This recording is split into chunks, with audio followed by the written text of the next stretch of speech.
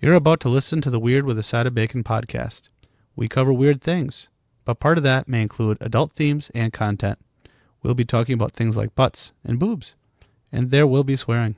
It's kind of what we do. If there are any kids in the car, you may want to change the channel. Thanks, and enjoy. Hey, sweetie, what can I get for you? Do you have any of today's specials left? The weird? Oh yeah, we got lots of weird. And can I get that with bacon? Sure, weird with a side of bacon, coming up.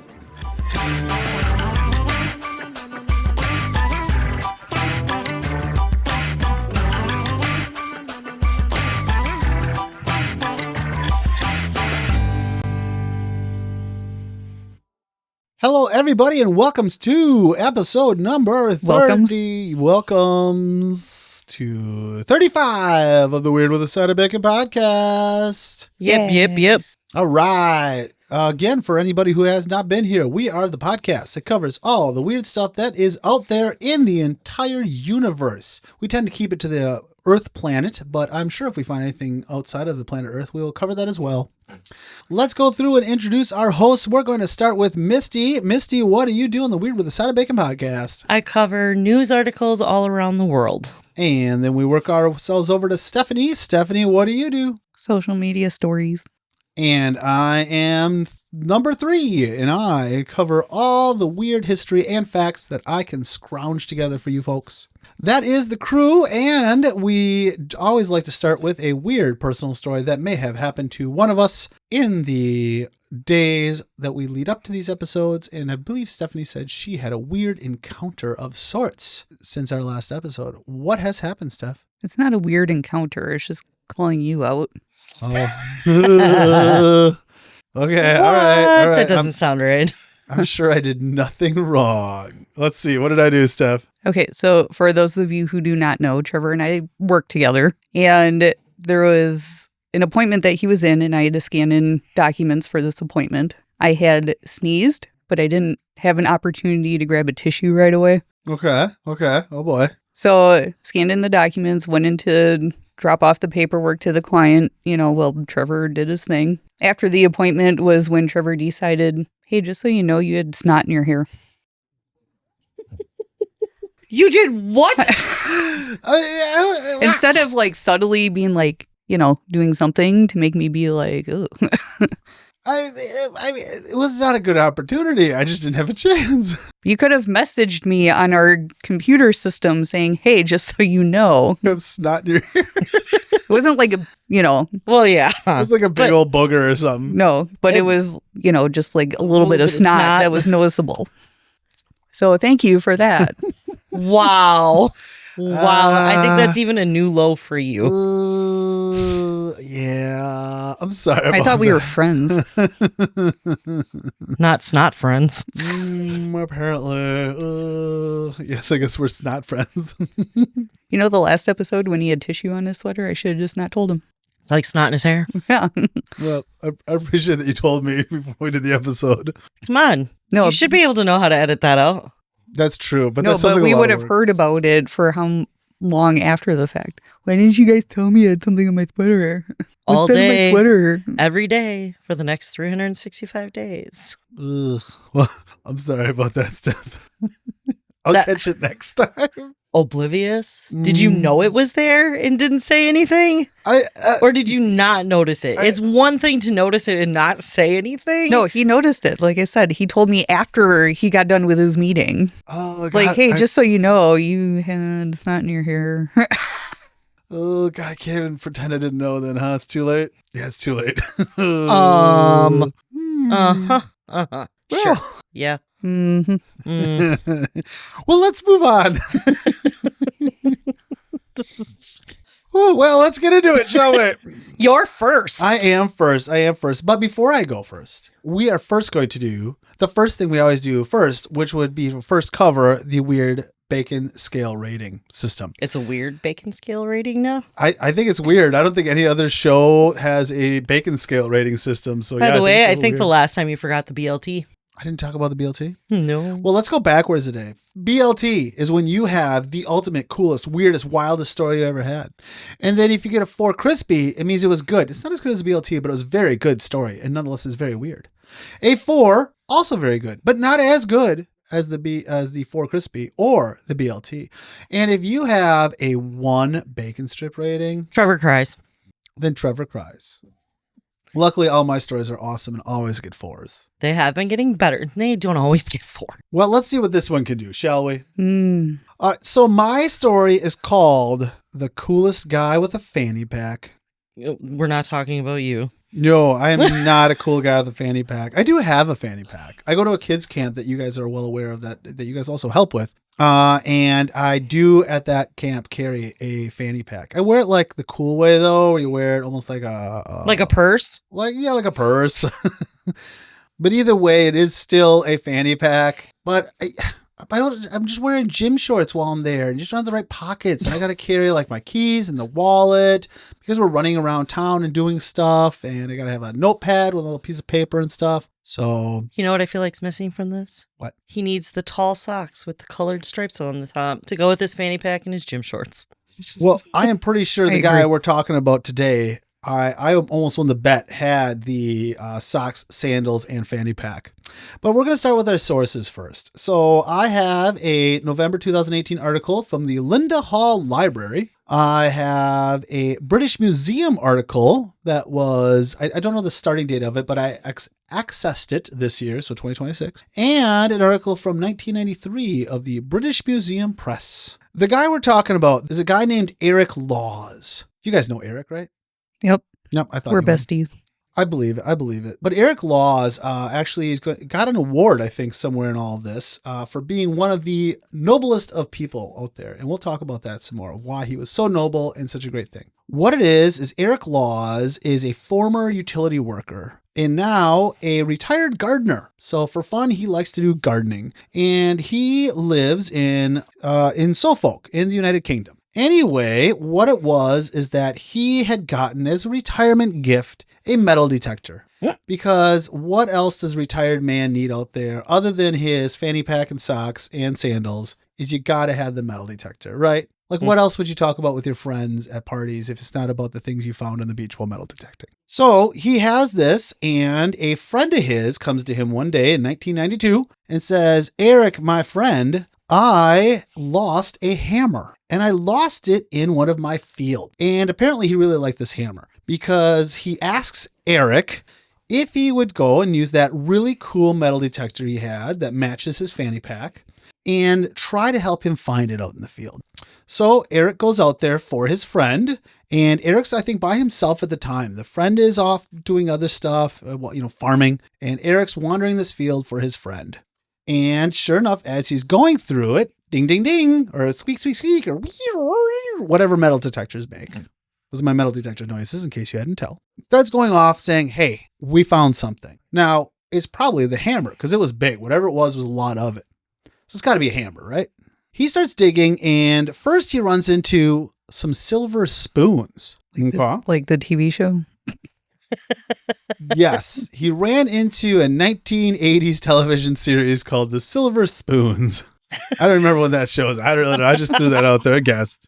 And then as he's digging, he's also finding gold jewelry. And then at some point, he starts finding Roman coins. It's at that point, he's like, all right, I'm pretty sure this isn't the hammer. I think it's kind of evident. And he stops digging. He's like, okay, I think I'm onto something here that's something more than just a cool spoon I found out here. Now jewelry, now Roman coins. I'm going to stop which was quite amazing. Because let's be honest, if you're drinking for treasure, especially if you're into the metal detecting thing and you start finding this, like you're going to go until you hit the bottom, right? Like, yeah, you keep going to find out what you find. But he was luckily smart enough and noble enough to say, wait a minute, this is not just some stuff that someone found. I'm onto some ancient artifact type shit going on here. So I am going to stop. He stops, he marks it with whatever he had, flag, left the metal detector, whatever. He found the hammer and marked it with that, you know.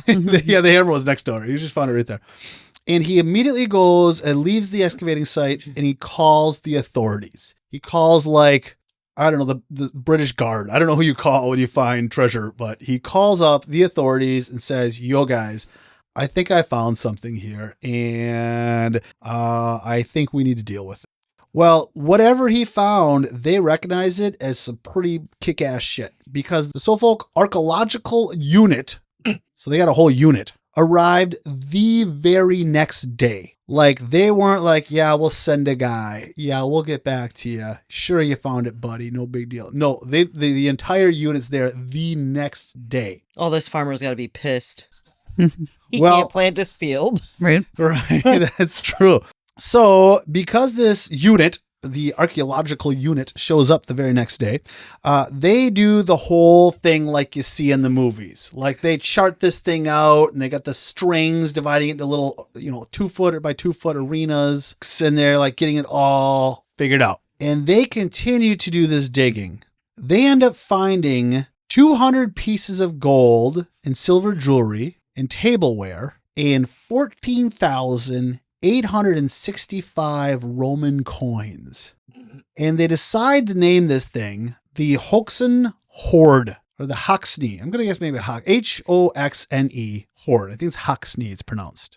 So this is a serious thing, and they end up going through and figuring this out. These items are dating back to the late 4th, early 5th century. I feel like they should have named it after him, considering he found it. Yeah, really. I mean, it should be Eric's hoard. And in fact, let's be honest, it would have been Eric's hoard if Eric would have just kept going and been like, look what I found, everybody. You want to buy it, Mr. Museum? You can. But he didn't. He literally said, I'm going to stop and I'm going to turn this thing over to the authorities. All of this stuff was actually packed into a wooden chest. But the chest, of course, had been long gone because, again, this stuff was he found this in 1992. This stuff's estimated to be around the year 500. This has been under the ground for nearly 1,500 years. This stuff's been sitting there underground. It is the largest known hoard of late Roman gold and silver coins in Britain and is now being housed in the British Museum. They seem to think that at one point, Britain, of course, was under the Roman Empire, just like everything was at one point over in Europe. I feel like the Roman Empire took over almost all of it, Alexandria and all that kind of stuff. And at some point, when they realized they're about to lose this whole thing, somebody with some authority decided to bury this all. The idea of coming back when the Roman Empire took back over, which of course never happened. But that seems to be where it all ended up. Well, Britain, of course, was smart enough to be like, okay, this guy did the right thing. This is now in our museum because of it, not sold off to the highest bidder or anything like that. And they literally created a law. And what they did is they took and gave him a finder's fee equal to the hoard's market value. They figured out what this money was all worth and handed over $1.3 million. Well, 1 million in pounds, which translates to $1.3 million US that they gave him for doing this. For finding it.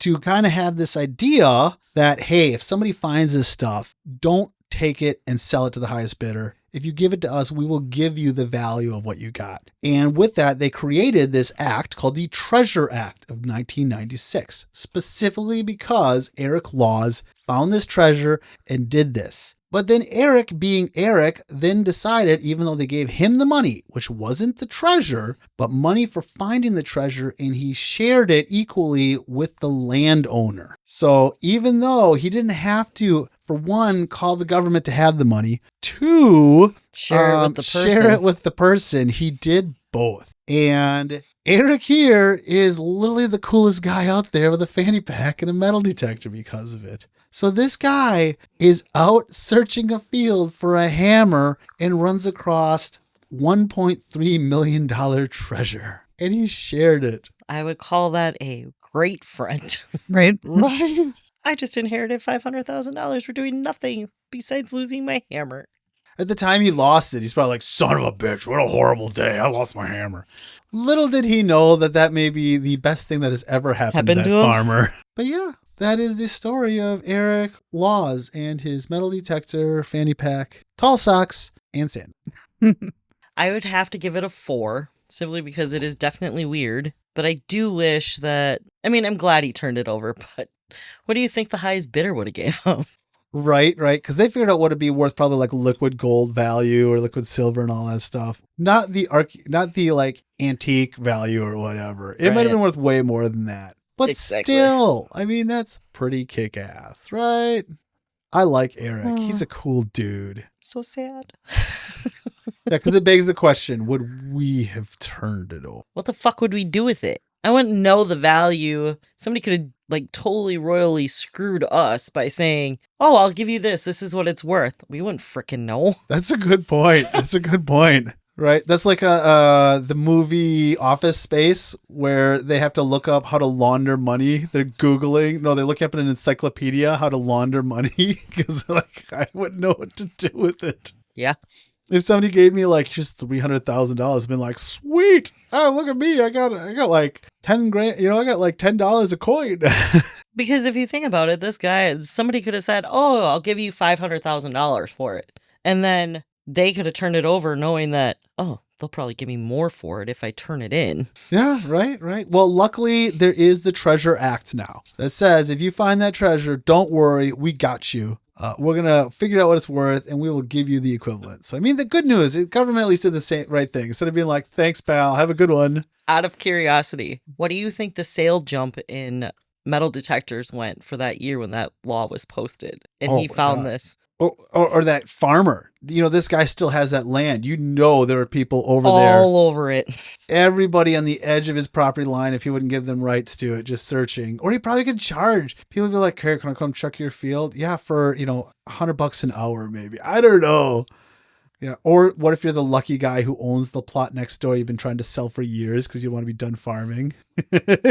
Your land just went from $100,000 to like $500,000. Like, somebody pay me for this. Right? And somebody would be like, I'll buy it. There could be more over here. Because whoever buried this probably didn't just wander 10 feet off of 10 feet into the woods and bury it. Somebody buried in their backyard of whatever kingdom was there 1,500 years ago or something, I mean, it could have been somebody went off into the wilderness and hid it somewhere where they'd remember where it was. The big oak tree or something. I don't know. But whatever the heck it is. I will also give you a 4. Aw, thank you. Well, I'm just thinking, guys, it might be time for us to invest in a metal detector. I got an order app. And now we're on to the news desk. The news desk with Misty. Hey, Misty, what's at the news desk? Well, I have a really long story, so I am going to skip this round. Oh, you're gonna hold back and give a big gusto at hold the back end. and give you the big gusto. Oh, all right. I'm ready. Steph, that means we're on to you. What's happening in the internetals?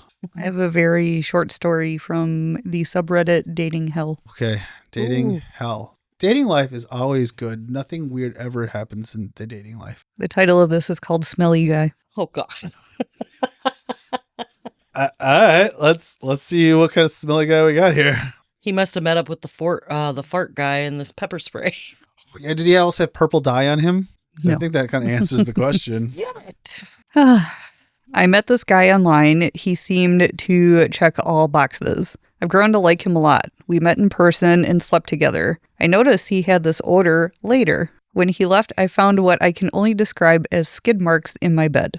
I'm grossed out and don't want to see him anymore, but I feel like he should be told so he knows. How can I politely tell him how he smells and what I found? That he needs to wipe his ass better? It's called toilet wipes. Dude wipes. Yeah, this guy's a walking advertisement for dude wipes. Oh gosh. How long has it been on his ass? Did he poop at her house? Well, what if this poor guy just had a bad day? They went out for seafood or something went bad. I mean, I'm not saying, do you give him a benefit of a doubt? Do you be like, okay, maybe this is a one-time event. This poor guy just had a really upset tummy and unfortunately dealt with it wrong instead of calling it a night early. Oh, he loves Skidmarks. How long have they been together? It doesn't say. He checked enough boxes and they slept together. It doesn't mean it was that long they were together, but still long enough to leave some marks. The question though is, like you said, is this a one-time thing? Or has she done the laundry and found skid marks? Oh, I just didn't know where they came from? Well, I think obviously she would know where the freaking skid marks came from. Well, because otherwise she's leaving her own skid marks. Like, I don't know what's going on here. But she did mention, like, she noticed an odor after the fact. So did something happen when they were having their fun time? Oh, he orgasmed just a little too hard. Awkward. Awkward. If he checks all the right boxes and you had a Did good he get an time, odor from, like, sweat? That's true Yeah. too. That's true too. Maybe the guy just had a rough night. I think she'd give him the benefit of a doubt. I don't know. Misty, would you give somebody a benefit of a doubt if that happened? Or you feel like that's too much? I think I would maybe attempt to kind of softly bring it up to him and ask him, like, because is this the first time they've had sex together? Or is it multiple times and this just now happened? Oh, I thought you were asking if Like- this happens every time he has an orgasm. Like, do you shit yourself every time you come? No, but I think just let it go the first time. Right. It's not. And then if it happens again, Then it might be conversation. Then it might be conversation time and Yes. figure that out. it could have been a one-time mishap. Yeah. He Don't eat gambled on greasy food before sex. Right. Okay? Right. The guy gambled on a fart and lost. That could have been it. They were going so hot and heavy, he might not even known he did it. Also true too. Like I say, maybe it was all hot and sweaty, and just didn't know what was going on. Maybe she was too wet. Maybe she. This is her fault. Well, that's the other thing. Right.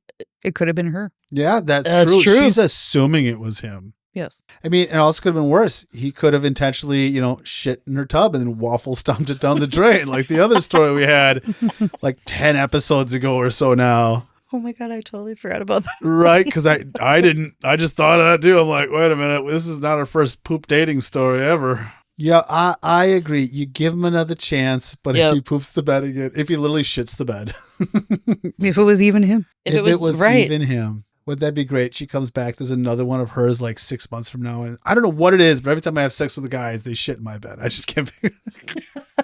Yeah. I am gonna. Oh God, that's at least a 4. I say 4 crispy. Yeah, let's go 4 crispy. Let's go 4 crispy on that one. Because it begs to differ. Whose really is it? She may think it's his. It could be her. And if it is his, just chalk it up to hopefully a one-time occurrence. Well, thanks, guys. You're welcome. very welcome. It's kind of a shitty story. I was looking for that, baby. Oh, I could come up with something. Good call. I got an order app. Well, Trevor, it's your turn. What do you got for us now? All right. Better be some Scott Matthews. Nope. No.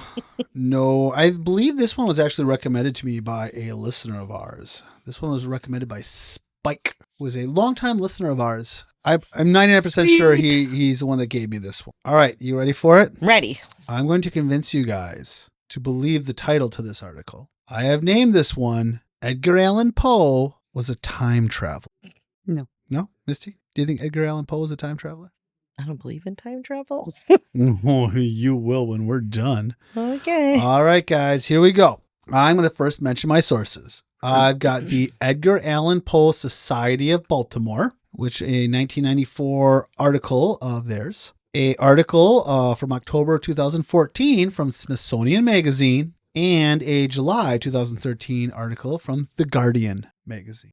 All right, so Edgar Allan Poe, we all know who this guy is. He is a famous writer, and he is known for his writing styles: mystery, unexplained, scary. The Edgar Allan Poe stories were always like, the guy was known for early creepy sci-fi / murder mystery stuff, right? Mm-hmm. Well, there is a theory that Edgar Allan Poe was a time traveler. Now, some of these things are pretty basic, okay? Like, I could definitely see how this would just be pure speculation. There are 3 books in total that bring it up. The first one is called The Balloon Hoax. It was a story that he wrote in 1844. In that, he describes transatlantic flight across the Atlantic, okay? Okay. Now, Here, I thought it was across the Pacific. no, that'd be trans-Pacific. This one's transatlantic. I don't know if you caught that part. So, yeah.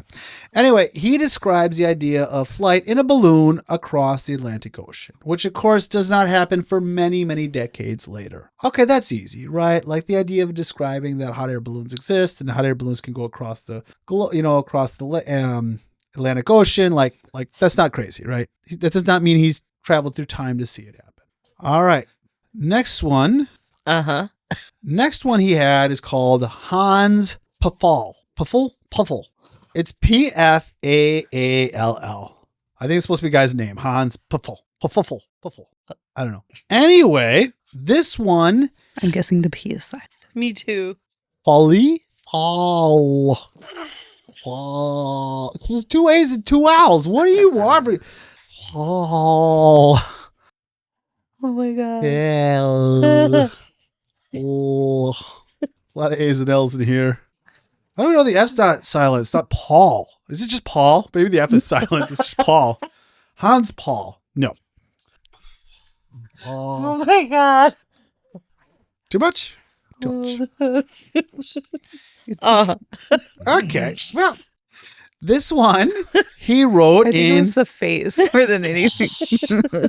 This one he wrote in 1835, and this one is about the idea of traveling to the moon. Again, it doesn't seem crazy now, the idea that someone could travel to the moon. But this is 1835. So, airplanes don't even exist yet. Like, the idea of the moon and what it is still, like, pretty newish and all that. But again, I will give it to you. Thinking into the future, writing a sci-fi thing that somebody could travel to the moon. Like, that's like saying, like, a story about someone traveling to Mars. Like, we can't travel to Mars, but the concept is there, right? So they're still not into him traveling through time and seeing the future, right? Okay. All right.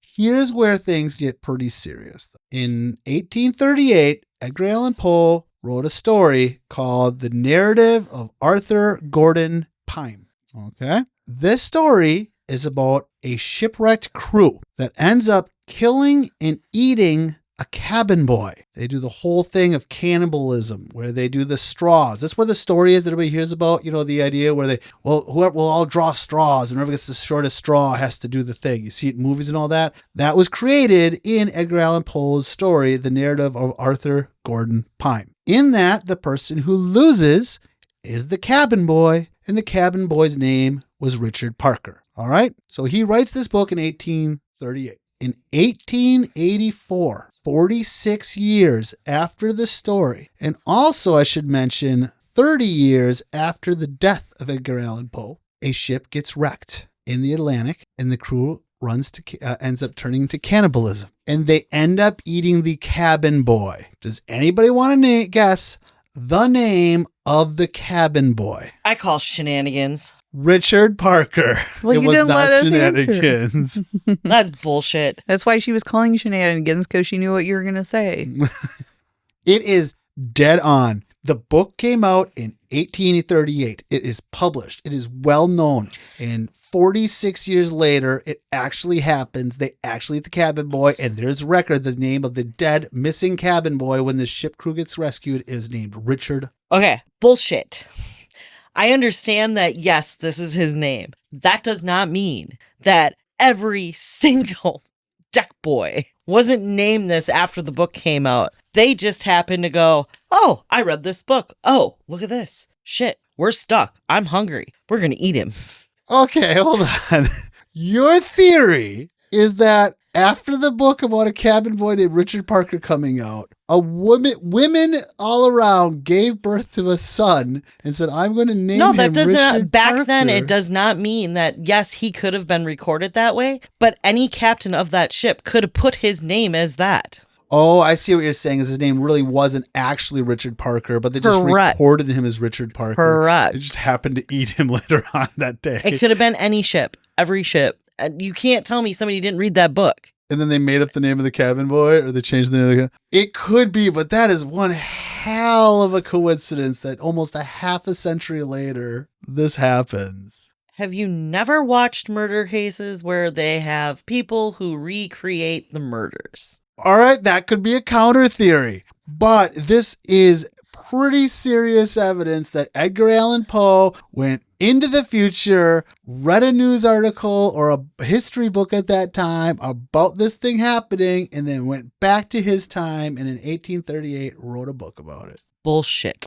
Stephanie, thoughts on it? Is Edgar Allan Poe a time traveler? And that's where he got the story. I'm torn. Well, let's see if this adds to it. So Edgar Allan Poe died in 1849. Again, this is quite a few. This is 35 years before that story, before the actual event happened that his story is about. When he dies, they find him not completely dead, but delirious in his home in Baltimore, wearing somebody else's clothes. Like, this is not how he dresses. He just looks weird and odd. He's delusional. He's wearing somebody else's clothes. He has a puzzle in his pocket that nobody to this day has ever been able to decipher or solve. And he never gains consciousness and dies, or never goes back to normal and dies like a couple days later. And people are saying that's because he was doing another time travel. Something went wrong. He ended up back here in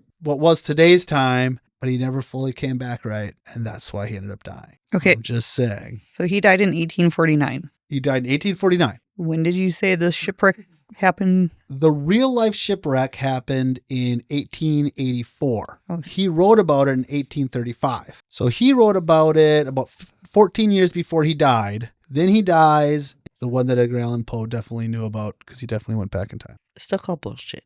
Okay, so they found him before he died. He was delirious, wearing different clothing. Mm-hmm. That could mean anything. It could mean absolutely anything, but it does add to the mystery. How on earth did he write a story that hadn't happened yet? Were all of his stories just him going into the future, discovering all this scientific stuff and crazy, weird stories, and just rewriting them in his own words? I would feel like I would believe it more if there was dates involved in all these books as to when this ship crashed. Oh. What year this ship crashed. What year did they go to the moon? Oh, I see what you're saying. Like if he had actually pinpointed the year. Then maybe I would believe it. Well, but maybe, right now, I don't believe it. Well, he didn't want people to know he was a time traveler. He could have messed up the whole timeline continuum. Have you never seen a time traveler movie? He can't make it known he's from the future. That's how you might mess up the timeline continuum. Did Back to the Future teach you nothing? Doc Brown? Not Doc Holliday. Doc Okay, Brown? the reason I'm torn is because I see where Misty's coming from, but I also think of the theories with Matt Groening and The Simpsons. Mm-hmm. Where a lot of people think Matt Groening can see the future because a lot of the things that he put in Simpsons episodes have actually happened. Well, it doesn't make him a time traveler. It could mean that he could have some psychic ability. That's true, too. He might not be able to travel time. Maybe he can see into the future. Maybe Edgar Allan Poe had the same thing. Well, true, I guess. Mhm. But I still call shenanigans because that would be saying that there are tons of time travelers out there who talk about, there are plenty of shows where it talks about the U.S. having when COVID hit. Yeah, a world thing. Yes, I agree. I do believe your theory, though, that somebody on that ship, when it went down, may have read the book And change the name. and changed the name. Yep. That is a possibility. Somebody was a fan or whatever, and they didn't want to say what really happened to them or whatever. But yes, you know, that would fit the scenario. That is the actual, probably the most reasonable of all the options, is that because the other option is either it actually happened this way, which seems very rare, that not only would they go to cannibalism, not only would they eat a cabin boy, not only would the cabin boy named Richard Parker, but you are right that is the most likely outcome, is that the cabin boy dies for whatever reason and they decide to go with the story. And for whatever reason, they don't change the name. My other thing is yes, he wrote a lot of books, which means he's a very good note taker. Mm-hmm. If he is somebody who discovered how to time travel, where are the notes? Well, you Where- can't leave them. Where is all of this? You can't tell me he wouldn't have kept a diary. No. That's obvious. He figured it out. He went into the future. He knew people would think he was a time traveler, so he went back in time and destroyed all the evidence of him being a time traveler. Shenanigans. So he didn't mess with It's all shenanigans. this is solid evidence. No. I don't know how you can. And you if that's can the case, counter this. how come nobody else in the 1,500 years has found another way to do it? Or they have and they haven't told anybody. Like aliens came to Earth, and that's why you can't go to the one section that the government has locked off to. Sure. Area 51. Yep. I actually think I might do some stories about Area 51 someday. But in the meantime, let's stick to the facts. Edgar Allan Poe is a time traveler. No. You don't believe me? Though I will still give you a 4 on the story. but I do not believe he's a time Edgar traveler. Allan Poe's a time traveler? Well, I think it's solid. Stephanie, what's your thoughts? I'm currently looking up major illnesses from that year. Oh, to see major illnesses from the year that the cabin boy Richard Parker was eaten, or major illnesses from the When year Edgar Allan Poe- 1849 when Edgar Allan Poe died. 1849. Was there an illness that caused you to put on other people's clothes, create a puzzle, put it in your pocket, and then get delusional? There are diseases out there that cause you to dance. The dance plague. We covered the dance plague. We did cover the dance plague. So yes. Actually, it was not that far off date-wise, I don't think, the dance plague. So, yeah, maybe. All I know is if there's a picture of Edgar Allan Poe's dead body wearing a starter jacket, you all owe me $1. He's got a members-only coat on. Please tell me he's got a members-only coat.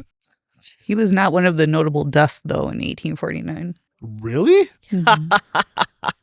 Maybe I got the year wrong, but I'm pretty sure it's 1849 when he died. Well, you're Well, wrong. When he died the first time. There's no evidence the earth is flat. There is solid evidence that Edgar Allan Poe was a time traveler. Okay, sure. No, the pandemic that was going around, it was more, it doesn't say anything about being delirious, but I mean, we don't know. Edgar Allan Poe could have died of COVID-19 he could have if he had severe dehydration. from traveling through time. Will you stop? He must have had a hot tub. Hot Tub Time Machine. Good movie reference. Good movie reference. Are you done? I think did you rate me yet? No. No. You did not? All right. What is my rating, Steph? Again, I'm torn. Still say bullshit. That's why I'm debating on my rating right now. Because I too think you're full of shit. If other than the only, I mean, there You know are a lot why? of- Because it did not come from Scott Matthews. That's 'Cause it probably didn't cover why. I would Scott. probably not say bullshit. but- if it wasn't, it's in the Smithsonian Magazine. Okay, so part of me wants to give you a 2 crispy Okay, I'm listening. because you seem to be a firm believer that he was a time traveler. I have to hold that position. But I also want to give you a 3 just because it is an interesting story. But I still call bullshit, like Misty. Hey, I'm not saying you have to believe, even if it is true. You don't have to believe. You're going down to a 2. Ooh, you know what?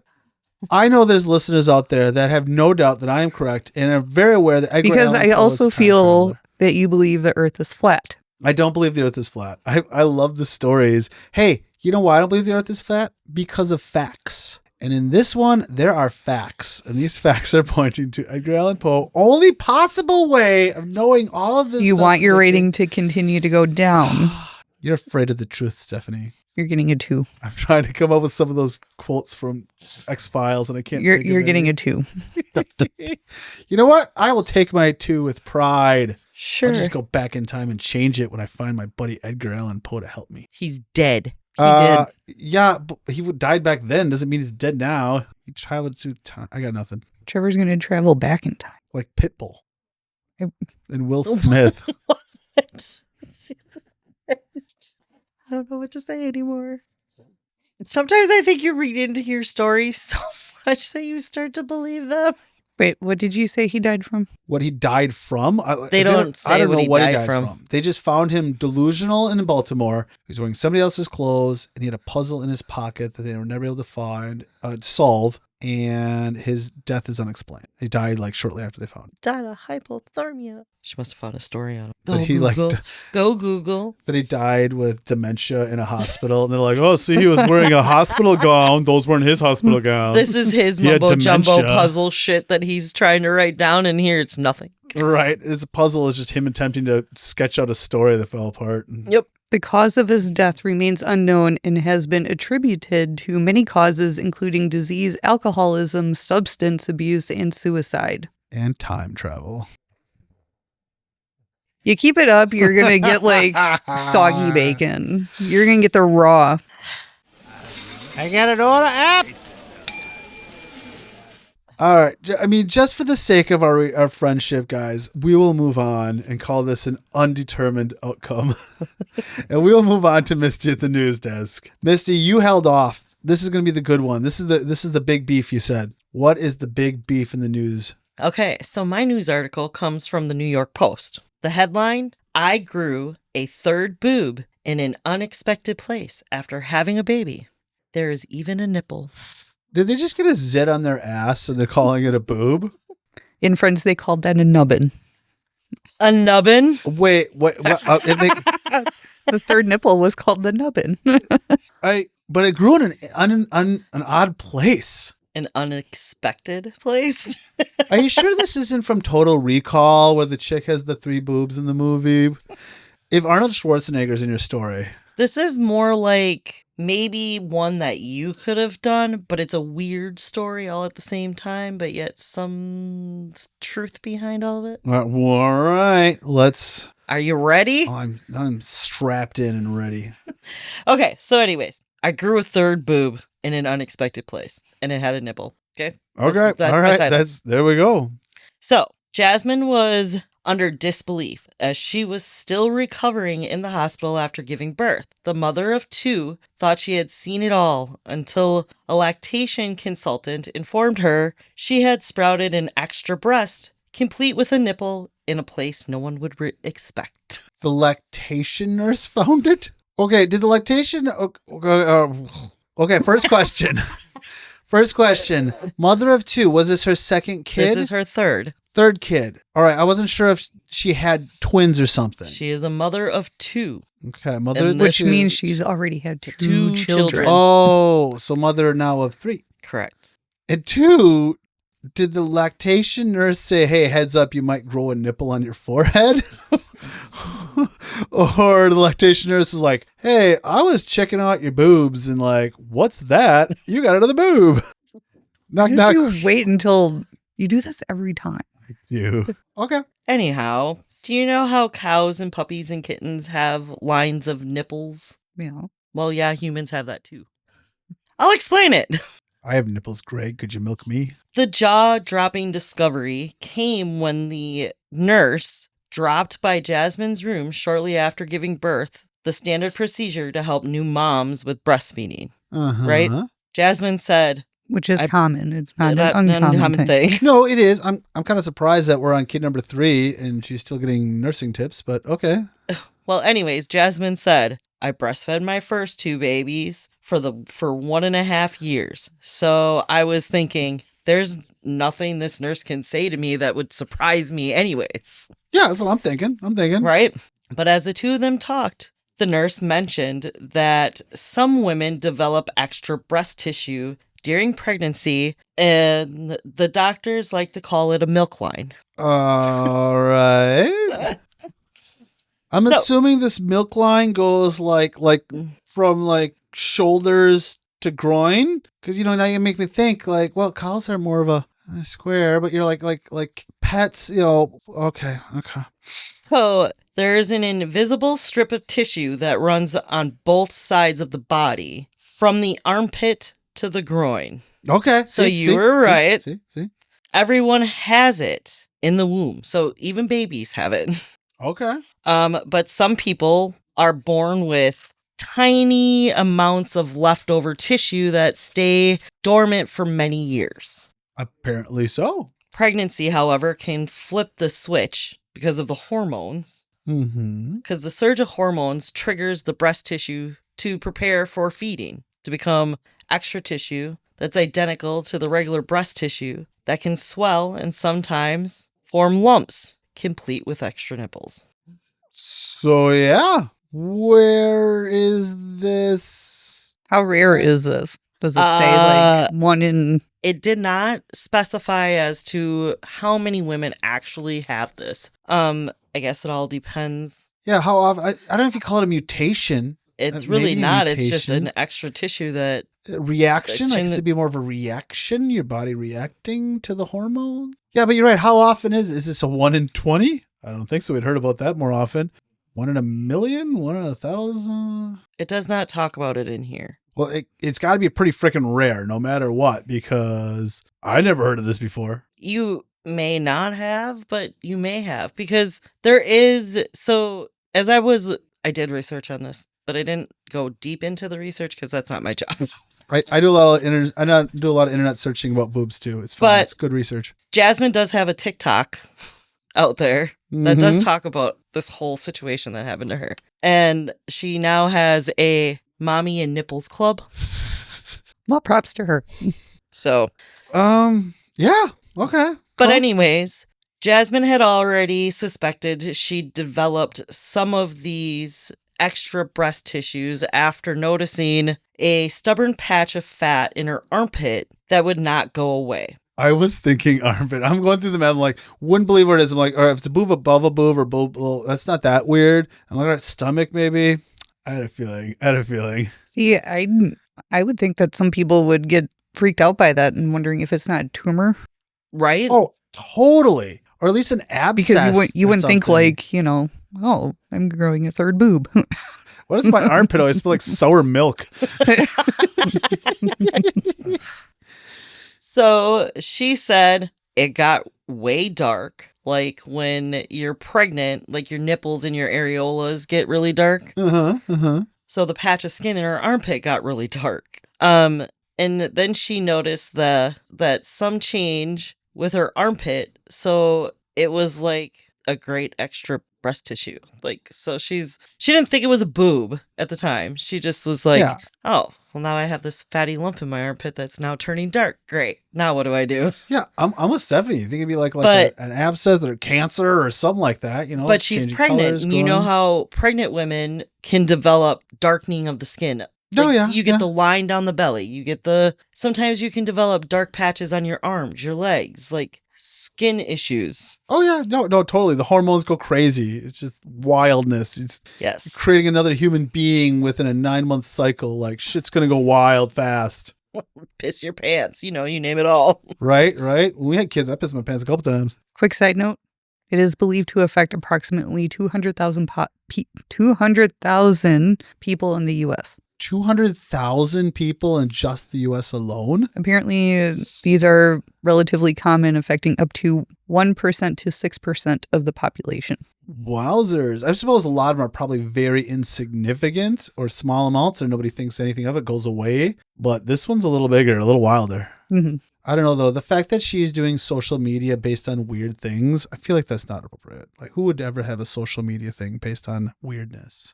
Anyway, continue on with the Weirdest Side of Bacon podcast story. But when the nurse asked to take a look at it, it took just one glance to realize things had gone to a totally another level. The nurse said, "You have a third nipple on your armpit, and if it is cute or something." So she made it seem like it was cute. The nurse did, by the way she said it. Well, because the nurses, I'm sure, learned about it and has probably seen it. Because this is a lactation nurse. I think you said lactation nurse was her term, right? Well, they're called lactation consultants, but theoretically they're a nurse. Yeah, lactation consultant, nurse or whatever. It's a 1% to 6% time. She's probably seen well over 100 and some people over her days. To her, it's just another day in the park. It's like, oh, look, you got another nipple. That's cute. It's probably the one's like, what the fuck are you talking about? I got another nipple. So Jasmine in the back of her mind is like, oh, well, that's kind of crazy because it just looked like a small dark spot with a skin tag. So it started out, must have been small enough that it just looked like a skin tag with a dark spot. But lifting her arm, Jasmine revealed a bulge tucked inside of her armpit, which is the most common place for these extra breast tissues to form. Did they have a picture of it on the article? They did not in the article, but she does have, I think, a TikTok that does, let's see. Are they allowed to show it on TikTok? Because it is a boob. I mean, it's a weird boob. Could she show that, or is that pornographic and it breaks the TikTok rules? I don't know, but I guess there are follow-up TikToks on all of it while she was going through this. So, but naturally people had questions whether the extra tissue could produce milk. Yep. I gotta admit, I was wondering that question too. Spoiler. It sometimes can. So, she hooks the pump Jasmine up to that one for overflow. Has no plans to test that theory. If you think I'm going to stick my breast pump in my armpit, you are out of your goddamn mind. These are her words. That's a good point. The kid's breath smells like degree body deodorant or whatever. Right. So Jasmine said that if she goes too long without breastfeeding normally, the lump gets angry, swells, becomes tender. Fortunately, staying on a schedule with breastfeeding and pumping has helped keep it under control, along with ice and heat. So she doesn't want to milk it. But when you're breastfeeding and you know that you need to feed because your boobs are so full and uncomfortable, her armpit gets set as well. That would suck. Right? Yeah. So Jasmine, who regularly shares content about mental health and the realities of motherhood, said she had posted a video to share a light on the less talked about sides of pregnancy and the life after it. So basically she has a TikTok for mothers. This is what it sounds like. As women, and especially mothers, our vulnerability is our strength. There's so much that is not talked about and understudied. Sharing our experiences honestly, transparently is what will combat that, Jasmine told the Post. So basically she just is trying to help women understand that, you're not alone. There are others out here. But apparently a lot more than what we knew of. Yes. Kudos to her. I mean, thank God it was in an armpit. Just tuck and go. I could see that being obnoxious, though, especially wearing a bra. Well, okay. So in the news article, it talks about how it gets sensitive and swollen. Like, it's obviously producing milk because it's tied to a milk line in her breast, right? Yeah, because it Close goes to away close. when she feeds. Right. It seems to go away. When So she pumps. I didn't even. Are left and rights connected though? Like just say having two boobs. If a girl drains one side, No, the other it side doesn't still relieve hurts. the pressure. Yeah. No. So this one's got to be like, let's say it's in her right armpit. It must be like, say, some type of milk line connecting the right breast and the right arm. Because there's two lines. You're right. You said there's a left and a right line. There's a line on each side from the armpit to the groin. There could be just enough where it connects. Yeah. So that's probably why So left it almost- and right. Yeah. That's why when Misty's saying when she pumps, it kind of Relieves drains it. that side. So or- that's why those two are connected, but the other normal pair are not Right. connected. So, like when nursing mothers quit, it hurts because, it's got to dry up. Yeah. And they tell you cabbage leaves, cold cabbage leaves help, which may explain why she used hot and cold compressions. Yeah, which are just modern versions of cabbage leaves. So that's my story. I'm gonna say 4 crispy on that one.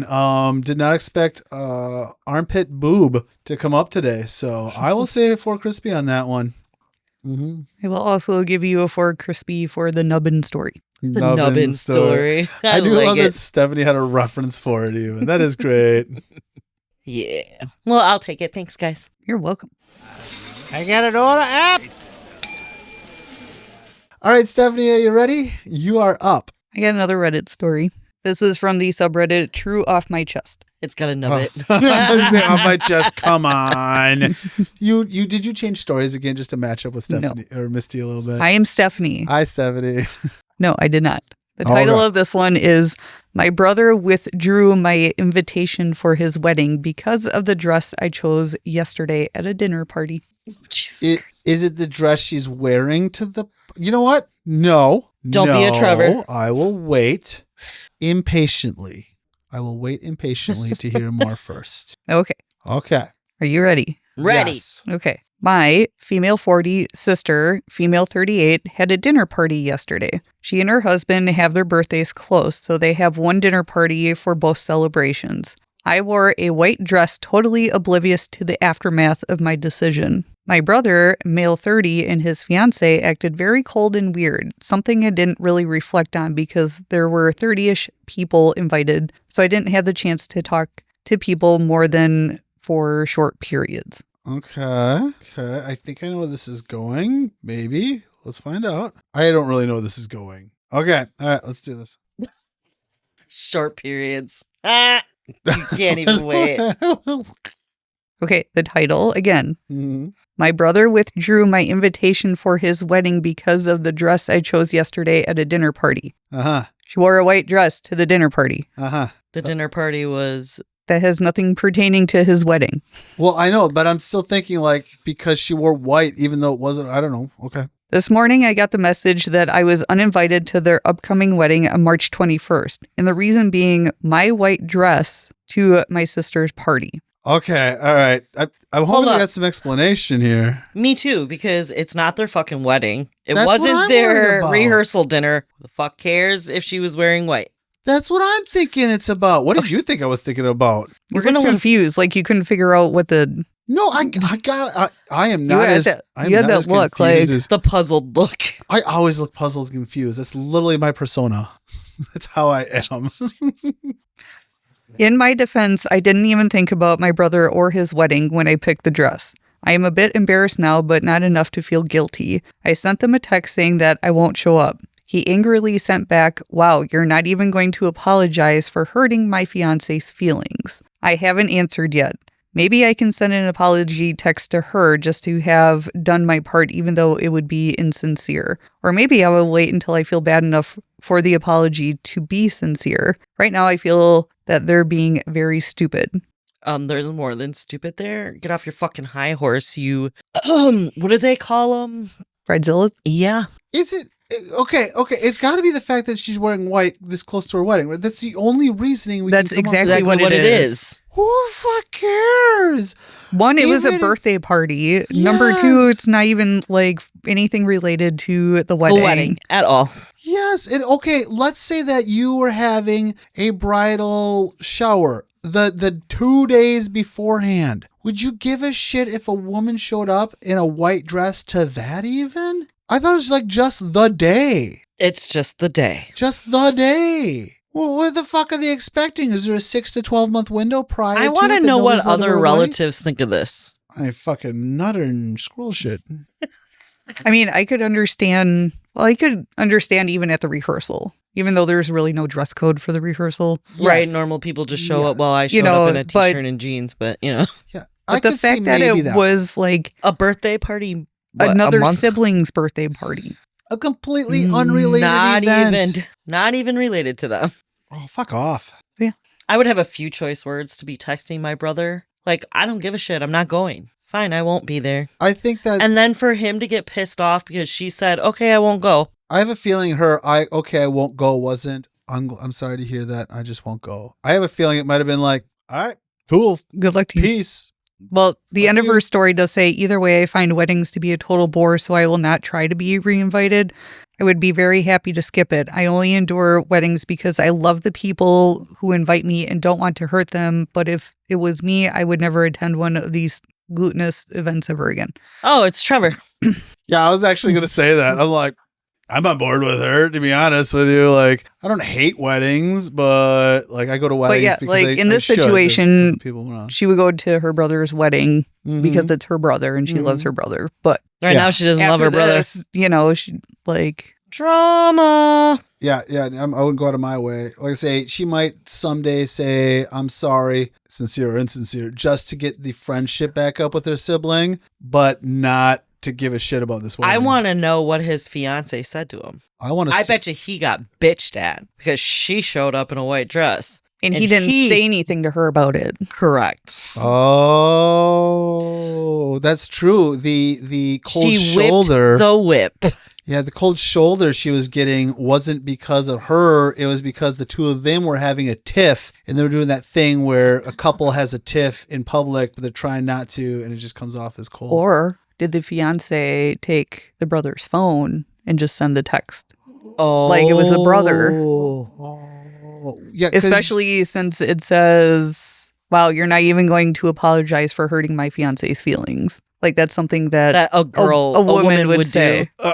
Okay, I wasn't Like, going to say it wow. because it sounds sexist. You're if not I even say going to it, apologize to me. But that totally does sound like that. Yeah. Yeah, or either she took it or the husband's like, here, you just fucking deal with it. You have a problem with my sister? Here, you do with it. Oh, I'm not getting involved. And just handed her the phone and said, you fucking deal with it. So Wedding's off. Wedding is totally off.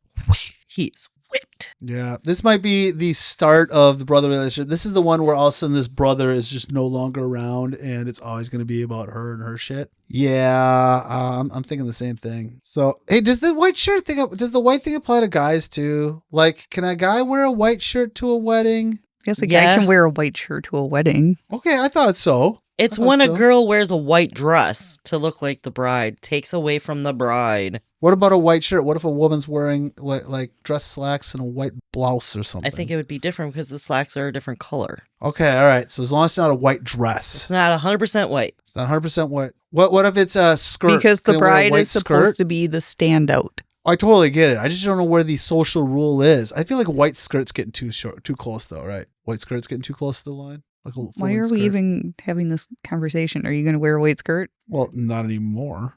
Just joking. I don't know. I think the only exception is maybe like if you have a wedding on the beach, like say in Mexico. Right. Because a lot of times you go with the lighter colors because it's too freaking hot. Right. Then you can kind of tell people like... Yeah, you can get maybe not... Like if I were to do it again, I would totally have a beach wedding and be like, whatever the fuck you want. I feel like we discussed that in a previous episode. Like destination weddings used to be for fancy rich people. Now it's cheaper to do a destination wedding to do a local wedding. It is because you can go to a resort. Everything's paid for. You spend a little bit of... You just bring a friend who's ordained. Do it on the beach. You don't need to do it through the... Right. Mom and dad. If mom and dad are fitting the bill, they're like, oh, I'd rather pay for, the husband, the kid, the spouse. I'd rather pay for the kids and all that. That's a whole lot cheaper than $50 a chicken plate at the local arena. I think that destination weddings are like more popular now that resorts actually have their own like wedding coordinator. Yeah. Yep. So they may even have someone who's ordained that works at the resort. That's true too. And a lot of people just get married at the courthouse before they leave. You know, a lot of times people are already married by the time they get there. It's just a ceremony. I am going to go, this bitch is crazy. I'm going to go 4 Crispy on that one. That's a crazy ass bitch. Bitches be crazy. Bitches be crazy. I don't know. I'm tossed. I think I'll give it a BLT. Oh, whoa. Simply because she held back very well, where I would not have held back. I would have laid into my brother. I would have laid into my new sister-in-law, and I would have just had it out. And then I would have went to the family and said, I'm not going to be there because so-and-so and so-and-so bitched at me for wearing a white dress to a birthday party. I'm out. I just don't think you should just hold it all in. I think you should let it out. I did. That was the nicer version of it. That was the clean version. That was the good version. That was a good version because I would have called her some other words. I would have called. I wouldn't even have texted back. I would have called. Yeah, I'm with Steph though. That wasn't her on the phone. I mean, that wasn't the brother. That was wasn't her. The brother on the phone. Yeah. She got to hold the phone either involuntarily or voluntarily. Where he was like, "Just fuck it, I'm out. Just do your own thing." Way to piss off my sister. No, I would have walked out the door and never married her. I would have said, go fuck yourself at that point. I'm sorry, but family means a lot more to me than to be whipped. All right, guys. I think that is all the fun we have time for today. Thank you for listening to episode 35 of the Weird with a Side of Bacon podcast. Please, if you have not done so already, leave us a rating. Either way, if you have done so before, leave us a comment. We love to hear from you. We want to see what we're doing right, and if we need to, what we're doing wrong. If you want to see more of us, check us out on the Facebook, on the TikTok, on the Instagram, on the YouTube. We even have full episodes recorded in the studio showing all of our beautiful faces on the YouTube. If you want to send us an email, you can do that. Email address, weirdwithsideofbacon@gmail.com. There is no A, just weirdwithsideofbacon@gmail.com. As we like to say at the end of every episode, what do we say, guys? We're also on Spotify and Amazon. Oh, yeah, we should also mention that we do have a podcast, and this podcast is being shown on all of the major networks. Networks? I don't think it's a network. Streaming services. So if you're watching us on YouTube or seeing us on one of the other platforms, you can get us on your car radio by finding us on Spotify, Apple Podcast, Amazon Music, all those good things. Yeah, I suppose we should really mention the podcast part of the podcast. Yeah, a little bit. Yeah, that's on me. That's on me, guys. Anyway, as we like to say at the end of every episode, keep it weird, because normal is just another word for boring. Thanks, everybody. Bye. Bye.